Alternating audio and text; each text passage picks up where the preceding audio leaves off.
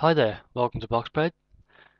Right now, I'm going to be giving my prediction on and giving my thoughts on the upcoming fight between Saul Alvarez and Matthew Hatton, which is happening on the 5th of March, and it's for the WBC Silver Light Middleweight title.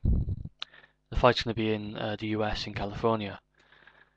My prediction for this fight is a victory for Saul Alvarez by knockout, and I think this is going to be around the middle of the fight. So first of all, just a quick look at the records. You've got Saul Alvarez, who is 35 victories with no losses and one draw, and he has a knockout ratio of around 72%. His opponent, Matthew Hatton, has 41 victories with 4 losses, 2 draws, and around 34% knockout ratio. Just start by giving Matthew Hatton a bit of respect here.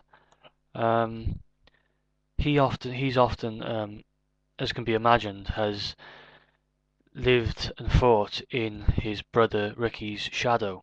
The success of Ricky Hatton really cast a shadow over the career of Matthew Hatton, who hasn't been as successful. Because he lost a couple of fights earlier in his career. Then he lost a couple more. He lost on the undercard of the Ricky Hatton Lazcano fight.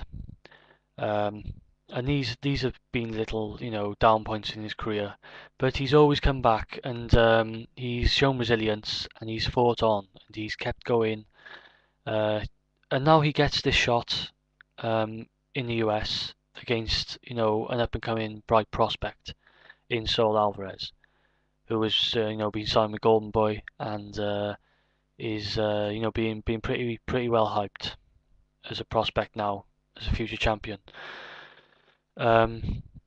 So, just to give you a bit about Ricky Hatton, the British boxer,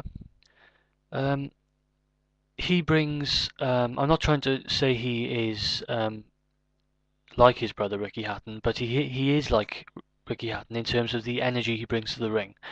So he bounces around quite a lot. He's very, high energy fighter, and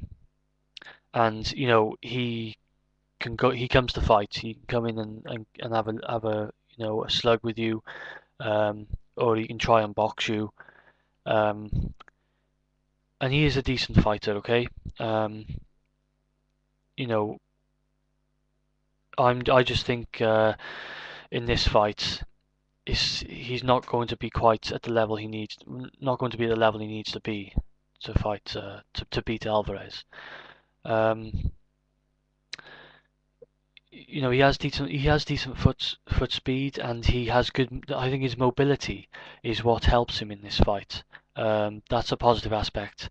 Is that Ricky Hatton moves around the ring quite a lot, and he is quite quick. He's probably the quicker fighter, to be honest with you, in terms of the way he moves in the ring and his energy in the ring is high. He's at a higher intensity than Saul Alvarez, in my opinion. But then we look at Saul Alvarez's opponent, who, he has quite a lot of fights under his belt for his age. But this is, it seems he hasn't really fought anybody that good.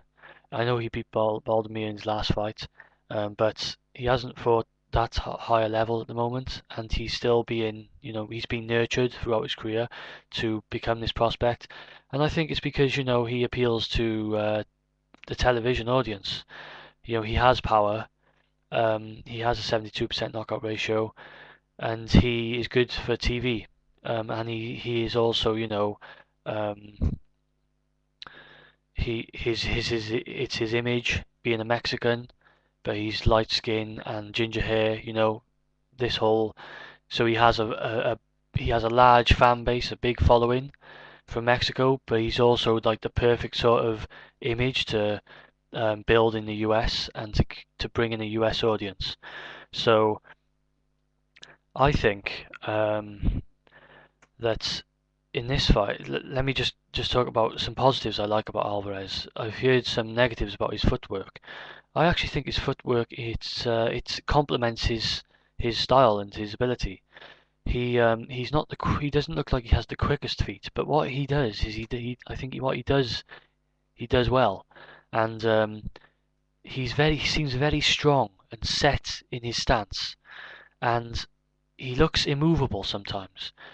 I feel that his stance is like a rock solid stance, and his defense is quite rock solid at times, and he has that sort of stance where I think it's difficult to get him off balance myself, just in my opinion, because he keeps a solid stance throughout. So even when he's throwing punches, he looks strong. So if you catch him with a counter, it looks like he can take, he's going to have a good chin and good punch resistance because of his body. He seems like his legs are strong. His whole his body works together, and I think that's a great attribute of Alvarez. And I think he's very solid in the way that he moves around the ring, the way that he takes and gives punches. Um, and we know already he has power, as I've mentioned, and he doesn't waste energy, and he doesn't really waste punches. I don't. I think he's rather economical, Saul Alvarez, in the way that he throws punches. He's never in a rush. I think he's a very good finisher. Um, Another fight that I've mentioned in another video who I like is Erislandy Lara. One of the reasons I like him is because he's a very good finisher, clinical finisher. You get some boxers who get on top of their opponent, get their opponent on the ropes, but they rush in and they're not thinking about what they're doing, and then in thinking that they got to rush in and finish their opponent, they actually give their opponent the opportunity to counter or simply use a simple defense to recover. And if you look at the way, for example, Alvarez finished off Cotto in the ninth round of his fight with him, it was very methodical the way he just picked him apart. He had him on the ropes and he had him there, but he was picking his punches very cleanly, and the ref stopped it, and he was just very, it was very masterful. I enjoyed watching the way he broke him down and just picked off his punches. It wasn't particularly quick. He was punching, stepping back, punching, picking the opening so he could do the most amount of damage with the least amount of punches, and that's what I feel he brings to the table. Um, and so they're major positives for Saul Alvarez in this one. And the negatives for Hatton really in this fight is I don't think his style gives him much of a chance in this fight, considering the circumstances surrounding the fight. He's fighting against a much hyped prospect in the US. Okay, and he lacks power.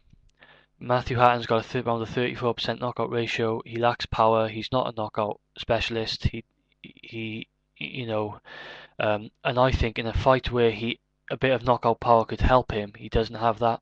And I think if Matthew Hatton's going to win this fight, he's going to have to win it on points. But to win it on points, I think against a prospect like Saul Alvarez, he needs to have a clear points victory, very clear.